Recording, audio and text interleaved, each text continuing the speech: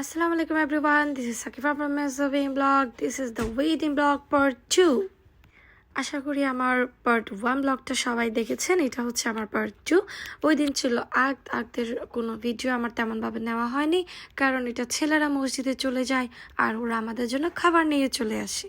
ভাইয়ারা সবাই খাবার নিয়ে চলে এসেছে, নিশ্চয়ই দেখতে পেয়েছেন। ফার্স্টে তারপর হচ্ছে আমি চলে যাই খালামণির বাসায়, কারণ আজকে আমার খালামণিদের সবাইকে মেহেন্দিটা দিতেই হবে, কারণ আজকে না দিলে এটার কালার আসবে না। আমি গতকাল রাতেই দিয়ে দিয়েছিলাম। তারপর বাসা যাওয়ার পর ফাতেহা বললো যে তুমি সবাইকে দিচ্ছ, আমি একটু তোমাকে লাগাই দিই। তারপর ও আমাকে একটু বায়না করলো দেওয়ার জন্য, তাই ও আমাকে কিছুক্ষণ দেওয়ার পর আমি অতক্ষণে খালামণিরটা ডান করে দিলাম। খালামণির দুটো হাতে সুন্দর করে মেহেন্দি লাগিয়ে দিয়েছি। কেমন হয়েছে অবশ্যই জানাবেন। তারপর ওখান থেকে আমি খুব এমার্জেন্সিভাবে চলে যাই আমার মিসের বাসায়, কারণ আমার মিসের বাসায় একটা কাজ ছিল। এখানে গিয়ে কাইবানের প্রেমে পড়ে যায় আমি। কাইবান যে এত কিউট একটা ছিল মাশাল্লাহ। আর আন্টির কথা কি বলবো, আন্টি মাশাল্লাহ এত ভালো। আন্টি আমাদেরকে আসতেই দিচ্ছিল না, কিন্তু আমাদের তো বাসায় ওয়েডিং প্রিপারেশন চলছে খুব তাড়াহুড়ার মধ্যে, এই জন্য চলে আসতে হয়। ওই দিন রাতে ছিল আবার হচ্ছে নাহিনের বার্থডে।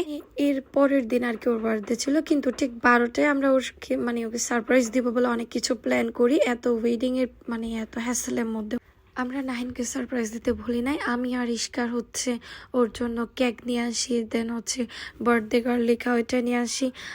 ওর যা যা পছন্দ, আমি একদম আমার ইচ্ছে ছিল যে ওর পছন্দ মতোভাবে ওকে একটা সারপ্রাইজ দিব। ওই দিন আমি অনেক বিজি ছিলাম, সবাইকে মেহেন্দি লাগে অনেক টায়ার্ড ছিলাম, আমি নিজেও লাগাইছি।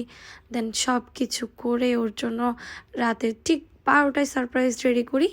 আমাদের গ্যারেজের আমাদের বিল্ডিংয়ের 7 তলার একটা আঙ্কেলের কথা বলতেই হবে। উনি হচ্ছে আমাদেরকে গাড়িটা ওই দিনের জন্য কিছুক্ষণের জন্য দিয়েছে, কারণ আমি ওনাকে বলেছিলাম যে আঙ্কেল আমার আপনার গাড়িটা একটু দরকার হবে আমার বোনকে একটু সারপ্রাইজ দেওয়ার জন্য।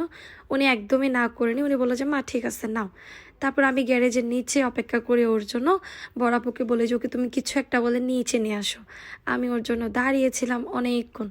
আমি যে বাসায় গিয়ে একটু রেডি হব সেটাও পারি না। আমি সকালে যে ড্রেসটা পরে বের হয়েছিলাম, সকাল থেকে শপিং মেহেন্দি সব কিছু করে তারপর আমি ওর জন্য রাতের বেলা এটা করি।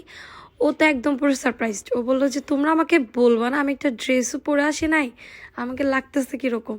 তারপর ও বললো যে তাহলে ঠিক আছে, সারপ্রাইজ যখন দিছো তোমরা দাঁড়াও, আমি বাসায় গিয়ে একটা ড্রেস চেঞ্জ করে আসি। ও তখন আমাদের সব রেডি হয়ে গিয়েছে। ও এটা আসলে অনেক বেশি সারপ্রাইজড হয়ে যায়, আমাদের সারপ্রাইজটা পেয়ে অনেক বেশি খুশি হয়ে যায়।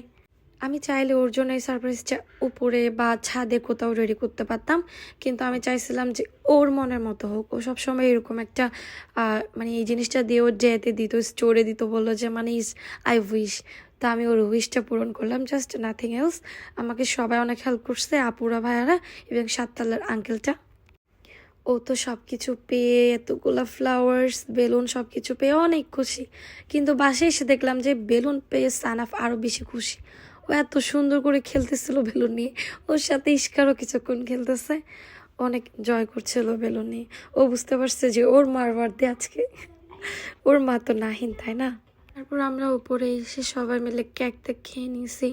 তারপর এখন নাহিনের গিফটগুলোর পালা।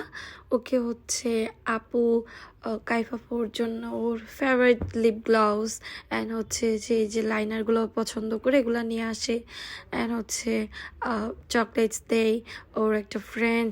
দেন হচ্ছে আর এই চকলেটসটা দেই হচ্ছে ঐশী আপু। তারপর হচ্ছে বড়াপুর ড্রেস দেই। এই ছিল আজকের নাহিনের ভিডিও।